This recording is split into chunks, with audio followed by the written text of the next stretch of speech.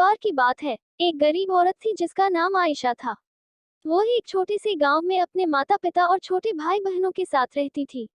उसके पिता एक किसान थे, लेकिन खेत बहुत उपजाऊ नहीं था और वे अक्सर किसी तरह का गुजारा करते थे। आयशा एक बुद्धिमान और जिज्ञासु लड़की थी। वो अपने आसपास की दुनिया के बारे में जानना पसंद करती थी।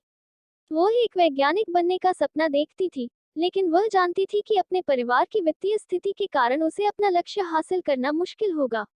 एक दिन आयशा के पिता बीमार पड़ गए। वो काम करने में असमर्थ थे और परिवार की आय और भी कम हो गई। आयशा को अपने परिवार की मदद करने के लिए स्कूल छोड़ना पड़ा। आयशा ने अपने परिवार का समर्थन करने के लिए कड़ी मेहनत की। उसने घरों की सफाई और खेतों में काम करने जैसे अजीब अजीब काम किए।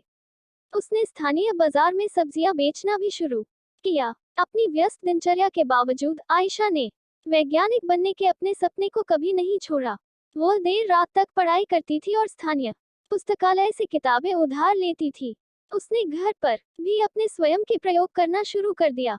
कई सालों की कड़ी मेहनत और दृढ़ संकल्प के बाद आयशा ने आखिरकार अपने सपने को हासिल कर लिया। वो विश्वविद्यालय में दाखिला लिया और वैज्ञानिक बन गई। उन्होंने विज्ञान के क्षेत्र में महत्वपूर्ण योगदान दिया। आयशा की कहानी हम सभी के लिए एक प्रेरणा है। यह दिखाता है कि अगर हम अपने दिमाग में रखते हैं और अपने सपनों को कभी नहीं छोड़ते हैं तो कुछ भी संभव है। यह भी दिखाता है कि हमारे जुनून का पालन करना महत्वपूर्ण है, भले ही यह मुश्किल हो।